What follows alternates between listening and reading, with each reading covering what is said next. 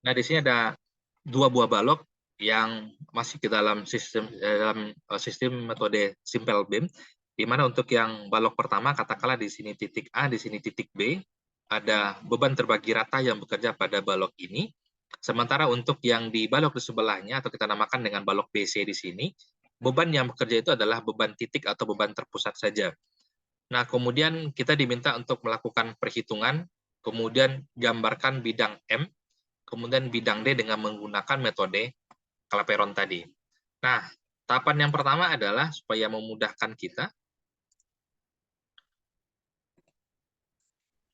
Nah, tahapan yang pertama adalah lakukan penggambaran arah momen yang ada seperti yang ada di gambar di sini. Apabila balok yang ada tadi itu hanya ada dua, maka pada titik B ini adalah titik pertemuan antara dua buah balok yang akan terjadi dua momen. Ini juga yang sudah bahas di dua metode sebelumnya. Apabila bertemu dua buah balok pada satu titik, maka pada titik tersebut akan terjadi dua momen yang bekerja. Yang pertama adalah momen MBA, yang kedua adalah momen MBC. Jadi pada case yang ada seperti di gambar ini, momen yang akan kita hitung itu adalah momen balok MBA dan momen balok MBC. Nah, persamaan yang pertama seperti yang sudah ada di slide awal-awal tadi, yang pertama itu adalah momen akibat adanya beban luar yang bekerja pada balok tersebut. Di mana di gambar awal tadi untuk yang di balok AB ini ada beban terbagi rata yang bekerja pada balok ini. Sehingga persamaan yang kita gunakan adalah untuk yang di titik MBA ini, nilainya adalah minus QL pangkat 3 dibagikan dengan 24 EI. Ini adalah akibat adanya beban terbagi rata. Berbeda nanti jika seandainya beban yang terjadi itu adalah beban titik ataupun beban terpusat untuk yang balok yang ada di sebelahnya gitu ya. Nah, yang berikutnya adalah ini momen akibat adanya persamaan akibat adanya momen pada satu titik. Ini sama dengan yang sudah ada di awal tadi persamaannya yang terjadi di titik BA-nya. Jadi yang kita hitung adalah yang terjadi di titik BA-nya. Di mana persamaan yang pertama tadi nilai Q-nya adalah 2 ton, kemudian L-nya atau panjang dari balok AB ini panjangnya adalah 5 meter, kemudian dibagikan dengan 24 EI. Kebetulan EI untuk yang balok BA dan balok BC ini sama semuanya, nilainya 1 EI. Nah, sehingga kita bisa masukin persamaan-persamaan yang sudah ada nilainya. Seperti nilai Q tadi nilainya adalah 2 ton, L nilainya adalah 5 meter, kemudian EI-nya kebetulan ada 1, maka cukup dikalikan dengan 24 dikalikan dengan EI. Berbeda nanti jika seandainya nilai EI di sini misalnya 2 EI, maka dikalikan 24 dikalikan dengan 2 EI. Nah, kemudian yang berikutnya adalah akibat momen yang terjadi pada salah satu ujung batangnya, MB dikalikan dengan 5, karena MB ini akan kita cari nanti berapa besaran nilainya. Dikalikan dengan 5, 5 ini adalah L untuk yang di balok BA dibagikan dengan 3 EI. Sama dengan yang tadi, jika seandainya nanti ada EI di sini nilainya mungkin 2I atau 3I, maka dikalikan dengan nilai EI tersebut. Nah, kemudian hasil dari perkaliannya, 2 dikalikan dengan 5 pangkat 3 dibagikan dengan 24 EI, nilainya itu adalah minus 10,417. Itu berasal dari dilakukan perkalian ini dulu, 5 pangkat 3 berapa, dikalikan dengan 2, kemudian dibagikan dengan 24 EI. Jadi ini karena dianggap dengan 1, berarti sama dengan 24. Jadi hasil ini dibagikan dengan 24, maka nilainya adalah minus 10,417. Jadi EI-nya dihilangkan di sini. Nah, kemudian ini 1,667 MB ini berasal dari 5 dibagikan dengan 3. Jadi 5 dibagikan dengan 3 sama dengan 1,667 MB. Nah, sehingga kita mendapatkan sebuah persamaan yang baru untuk di deformasi di balok BA. Jadi adalah persamaan yang pertama. Ini sama dengan metode slope deflection kemarin, kita mendapatkan persamaan-persamaan baru untuk menghitung nanti berapa besaran momen yang terjadi pada masing-masing titik tinjauan kita. Kemudian yang kedua adalah theta BC atau deformasi yang terjadi di balok BC yang ada di sini. Deformasi yang terjadi di balok BC. Rumusnya adalah karena tadi di balok BC di sini bebannya adalah beban titik atau beban terpusat yang posisinya persis berada di tengah bentang dari balok BC ini. Persamaan yang ada adalah P dikalikan dengan L pangkat 2 dibagikan dengan 16 EI. kemudian dikurangkan dengan MB, dikalikan dengan LBC, dibagikan dengan 3 EI ya, yang ada di sini. Jadi persamaan pertama adalah ini pengaruh dari beban titik yang bekerja pada balok tersebut. Kemudian yang ini adalah akibat adanya momen yang terjadi pada salah satu titiknya. Jadi yang satu lagi yang perpindahan itu kita abaikan yang terjadi pada balok tersebut karena memang tumpuannya adalah tumpuan sendi dan roll ataupun sendi-sendi yang kita asumsikan pada dua titik, kecuali salah satu tumpuannya adalah jepit yang ujungnya tumpuan bebas, maka ada pengaruh displacement atau perpindahan yang terjadi pada balok tersebut. Nah, kemudian masukkan angka-angka yang sudah diketahui nilainya ke dalam persamaan ini. Yang pertama adalah nilai dari P-nya, di mana P-nya tadi adalah 8 ton, kemudian L-nya untuk yang di balok BC ini tadi adalah 6, kemudian dipangkat 2 kan, dibagikan dengan 16 EI. Dibagi dengan 16 EI, kemudian dikurang dengan, ingat tandanya akan sangat berpengaruh sekali ya, karena yang kita tinjau di sini adalah untuk yang di MBC seperti ini, maka persamaannya kita gunakan adalah minus MB dikalikan dengan 6 dibagikan dengan 3 EI yang ada di sini. Nah, sehingga sama dengan yang tadi, kebetulan juga untuk yang EI di sini nilainya juga sama dengan 1, maka bisa langsung dilakukan perkalian di sana. Kecuali misalnya kalau untuk yang di BC di sini ada 2 EI atau 3 I nilainya, maka persamaan ini dikalikan. Jadi 16 dikalikan dengan 2 I misalnya, atau 3 dikalikan dengan 3 I misalnya. Nah, kemudian dilakukan pembagian. Jadi 18 ini berasal dari 6 pangkat 2 dikalikan dengan 8 dibagikan dengan 16 EI. Nilainya adalah 18. Kemudian dikurangkan dengan MB dikalikan dengan 6 dibagikan dengan 3 EI. Jadi 6 dibagikan dengan 3, hasilnya adalah 2 MB ya. Jadi kita sudah mendapatkan dua buah persamaan. Ini adalah persamaan yang pertama, kemudian ini adalah persamaan yang kedua. Jadi ada dua persamaan yang sudah kita dapatkan untuk case dua balok di sini, balok BA dan di balok BC gitu ya. Nah, kemudian berdasarkan dari dua persamaan tersebut, kita bisa menentukan nanti berapa momen yang terjadi di titik B di sini. Jadi kan kita mendapatkan persamaan yang pertama berdasarkan untuk yang di deformasi di balok BA di sini. Persamaan kedua berdasarkan dari deformasi yang ada di titik BC yang ada di sini. Nah, dari dua persamaan ini kita bisa mendapatkan berapa besaran nilai momen yang terjadi di titik B.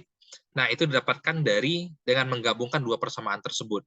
Nah, misal seperti ini adalah persamaan dari untuk persamaan yang di BA atau bagian yang ini, jadi minus 10,417 ditambahkan dengan 1,667B, kemudian dikurangkan dengan persamaan yang kedua, dikurangkan dengan 18, dikurangkan dengan 2 MB yang ada di sini. Jadi kita gabungkan dua persamaan yang sudah kita hitung di awal tadi, persamaan untuk yang di balok BA dan persamaan untuk yang di balok BC. Nah, tahapan berikutnya adalah dengan memisahkan bagian-bagian yang hanya berupa angka saja, kemudian bagian-bagian yang ada koefisien berupa huruf. Seperti yang ada di sini. Ini ada yang sebelah kiri ini adalah koefisien-koefisien yang ada hurufnya, di mana di sini ada MB, kemudian digabungkan dengan yang ada di sebelah kanan yang ada di sini. Jadi 1,667, kemudian ini dipindah ruaskan ke sebelah kiri menjadi positif 2 MB. Kemudian begitu juga yang berupa angka, ini juga dipindah ruaskan. Jadi yang awalnya yang ada sebelah kanan itu hanya berupa angka 18, kemudian yang 10,417 itu yang awalnya berada di sisi ruas sebelah kiri, tandanya adalah negatif, dipindah ruaskan ke sebelah kanan, tandanya menjadi positif seperti ini. Sehingga kita mendapatkan susunan persamaan yang baru seperti ini. Kalau kita lihat yang sisi sebelah kiri ini adalah penggabungan dari angka-angka yang memiliki koefisien berupa huruf. Kemudian yang sebelah kanan ini berupa koefisien yang tanpa adanya huruf. Ingat, tandanya akan mempengaruhi. Ketika kita memindah ruaskan suatu angka ataupun koefisien dari sisi kiri ke sisi kanan, itu akan mempengaruhi tandanya. Jika awalnya tandanya negatif, ketika kita pindahkan ke sisi ruas sebelah kanan, tandanya menjadi positif. Nah, sehingga ini bisa dijumlahkan, jadi 1,667 karena koefisien MB-nya sama, ini bisa langsung dilakukan penjumlahan. Jadi 1,667 ditambahkan dengan 2, sama dengan 3,667 MB. Selanjutnya sisi yang ada di sebelah kanan, karena ini berupa angka semua, ini bisa dijumlahkan. 18 ditambahkan dengan 10,417 sama dengan 28,17. Nah, yang akan kita cari di sini adalah, yang poin pertama adalah menghitung berapa momen yang terjadi di titik B yang ada di sini. Ini tinggal kita bagikan, 28,417 dibagikan dengan 3,667, sehingga kita dapatkan besaran momen yang terjadi di titik B ini adalah 7,749 ton meter. Mungkin kalau yang di metode sebelumnya, nilai momen yang terjadi di BA dan di BC ini nilainya bisa berbeda. Untuk yang metode Clapeyron ini, nilai momen yang terjadi di titik B ini nilainya bisa saja sama seperti yang terjadi di sini gitu ya. Karena memang perhitungannya adalah kita gabungkan dua buah persamaan, kemudian dari penggabungan dua persamaan tersebut kita bisa mendapatkan berapa besaran momennya. Yang menjadi perhatian adalah, ingat apabila di sini ada nilai EI pada masing-masing balok ini, maka dikalikan dengan pengali 24 di sini atau pengali dengan 3 yang ada di sini. Begitu juga untuk yang di balok BC itu juga sama. Apabila untuk di balok BC ini ada nilai EI yang sudah ada pada balok tersebut, maka nilai EI dilakukan perkalian terhadap persamaan yang sudah ada di sini. Nah, sehingga untuk tahapan pertama, kita bisa menarik ke sebuah kesimpulan bahwa momen yang terjadi pada titik B di sini adalah 7,749 ton meter. Jadi momen MBA dan momen MBC di sini nilainya sama gitu ya. Nah, itu tahapan yang pertama. Silakan sebelum kita lanjut tahapan kedua yang ingin ditanyakan, kita coba bahas.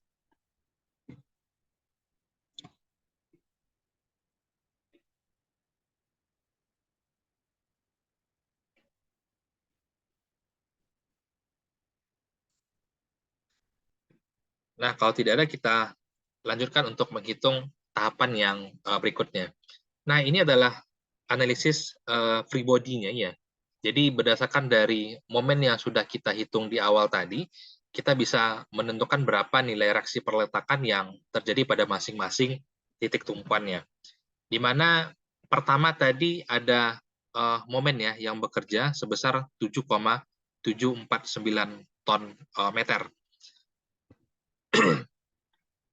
Ini adalah patokan kita tadi, kemudian ini adalah gambar awal tadi, di mana balok AB ini atau balok BA ada beban terbagi rata yang bekerja, kemudian untuk yang di balok BC ini hanya ada beban titik ataupun beban terpusat yang bekerja pada balok tersebut.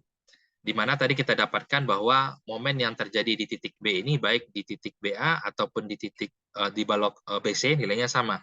Nilainya adalah 7,749 ton meter. Nah, untuk melakukan analisis free body ini sebenarnya cukup mudah ya. Itu berdasarkan dari momen yang sudah kita dapatkan tadi, kemudian juga berdasarkan dari beban apa saja yang bekerja pada balok tersebut. Nah, misal untuk nilai reaksi perletakan nih, ini bisa gampang kita hitung gitu ya. Ini berdasarkan dari beban terbagi rata yang ada di sini, di mana nilai Q-nya adalah 2, kemudian L-nya adalah 5. Jadi Q dikalikan dengan L, 2 dikalikan dengan 5 sama dengan 10 ton. Kemudian karena kita akan menghitung berapa besaran yang terjadi di masing-masing titik tumpuannya, ini cukup dibagi 2. Jadi 2 dikalikan dengan 5 dibagikan dengan 2. Mengapa dibagikan dengan 2? Ini adalah untuk yang ada di titik A dan ini untuk yang ada di titik B-nya.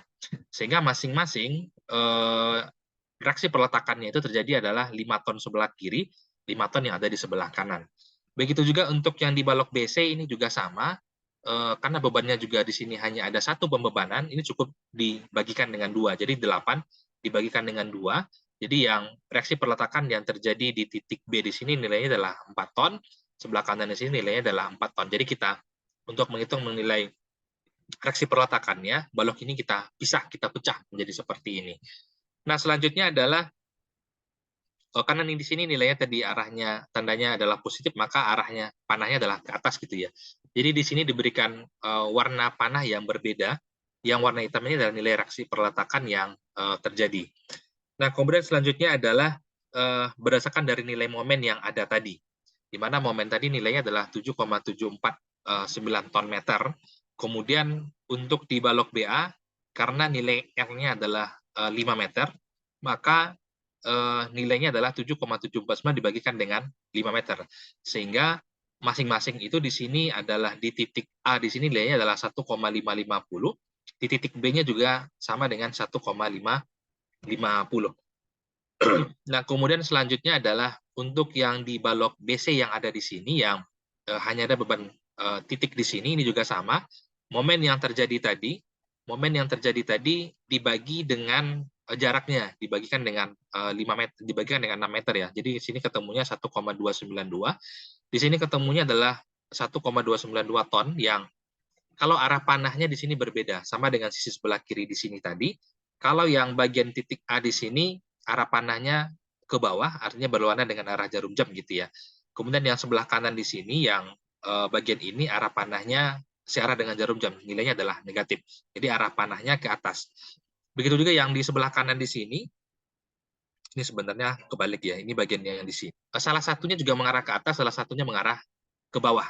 Yang seharusnya bagian ini adalah yang ini. Yang arah panahnya berlawanan dengan arah jarum jam, tandanya seharusnya ini ke bawah. Ini kebalik. Yang ini seharusnya di sebelah kanan. Tetapi karena angkanya sama, ini kita maklumi. Nah, selanjutnya adalah, ini adalah ketika ada aksi yang bekerja, maka ada reaksi yang bekerja di sana. Nah, yang berwarna merah ini berasal dari bagian yang di sini. 5,45 itu berasal dari di sini. Kalau di sini arah panahnya ke atas, di sini arah panahnya ke bawah, artinya 5 dikurangkan dengan 1,55. Kemudian yang di sini, karena arah panahnya sama-sama ke atas semua, ini dijumlahkan. Jadi 5 ditambahkan dengan 1,550. Sehingga nilainya adalah 6,55 ton. Kemudian untuk yang di balok BC, di sini arah panahnya, kalau kita tukar gitu ya, arah tukar di sini seharusnya yang bagian kanan ini posisinya sebelah kanan ini. Nah, kalau arah panahnya sama-sama ke atas, itu dijumlahkan. Kalau arah panahnya seperti ini, misal yang satu mengarah ke atas, yang satu mengarah ke bawah. Berarti yang bagian atas ini dikurangkan dengan yang bagian ke bawah ke sini. Bagaimana jika seandainya kebalikannya, di sini arah panahnya ke bawah, yang satu lagi arah panahnya ke atas, maka minus ini ditambah dengan yang bagian di sini. Itu untuk menghitung berapa reaksi yang terjadinya di sini ya. Nah, sehingga di sini kita bisa melihat menganalisis pribodinya. Yang pertama tadi ini adalah berdasarkan dari reaksi perletakan yang terjadi, kemudian ini berdasarkan dari momen yang terjadi tadi, kemudian ini reaksi yang terjadi akibat adanya reaksi perletakan, kemudian juga momen yang terjadi pada masing-masing titik joinnya. Nah, ini yang cara yang cukup mudah ya untuk menghitung berapa besaran, terutama untuk perletakan dan reaksi yang terjadi pada masing-masing titik joinnya.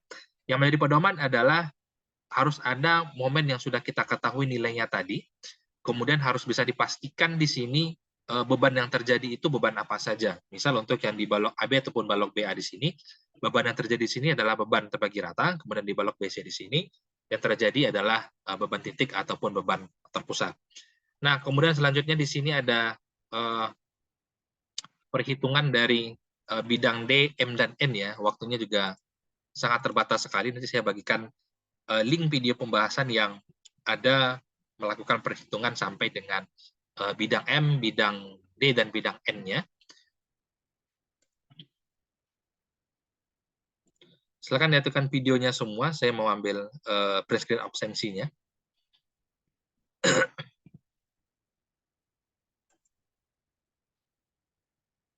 Di link pembahasannya saya akan bagikan di Classroom ya, supaya bisa diulang lagi pembahasannya.